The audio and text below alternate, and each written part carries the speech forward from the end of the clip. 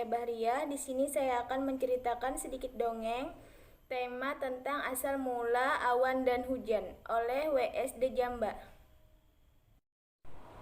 Asal mula awan dan hujan oleh W.S.D. Jamba. Pada zaman dahulu kala, di masa bumi belumlah ramai dan berlangit biru, hiduplah sekelompok manusia di sebuah negeri bernama Tanah Syurga. Konon negeri yang termasyhur akan kesuburannya itu diciptakan sekepal tanah surga yang dilemparkan ke bumi.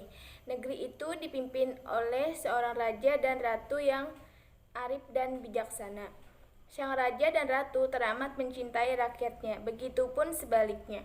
Kebahagiaan mereka semakin lengkap tatkala dianugerahi seorang putri yang cantik jelita, yang diberi nama Putri Seribu Kapas.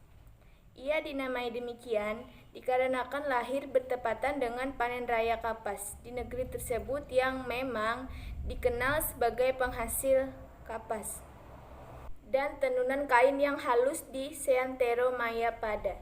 Putri Seribu Kapas teramat cantik parasnya dan elok lakunya. Tingkahnya menyenangkan hati semua yang memandang. Suatu hari, datanglah rombongan pangeran tampan dari seberang laut bernama Pangeran Jayabaruna. Bersama dengannya ikutlah rombongan kerajaan dengan kapal bertampahkan emas permata yang sangat besar. Di dalamnya ikut juga pasukan berbaju perang, turut juga raja dan ratu serta wazir dan ahli hujum ternama di negerinya. Adapun hajat mereka ingin meminang Putri Seribu Kapas, kedatangan rombongan ini tentu saja mengagetkan Raja Tanah Surga. Bukan hanya karena kunjungan dari Pangeran Jayabaruna, melainkan niatnya untuk mempersunting putri sematawayangnya itu. Kabar tentang Pangeran Jayabaruna sudah cukup lama berhembus di kerajaannya. Tentang pangeran muda yang teramat jumawa, suka berperang dan beristri putih di negeri lain, hanya untuk menjajahnya Raja Tanah Surga bak memakan si malakama hendak menerima pinangan berarti ia harus mengorbankan putri dan rakyatnya. Sedangkan menolak berarti siap untuk berperang. Lama ia terdiam hingga suara dari raja seberang laut membuyarkan lamunannya. Akhirnya dengan segala keberanian ditolaknyalah pinangan itu dengan halus.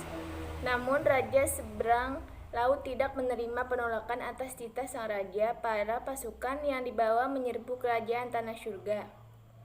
Ahli nujum merapal mantra hingga menyebabkan Tanah Surga menjadi kering korontang.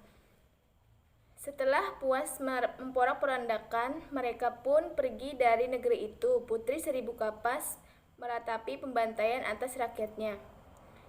Ia mengumpulkan kapas-kapas yang ada di lumbung dan kemudian membakarnya.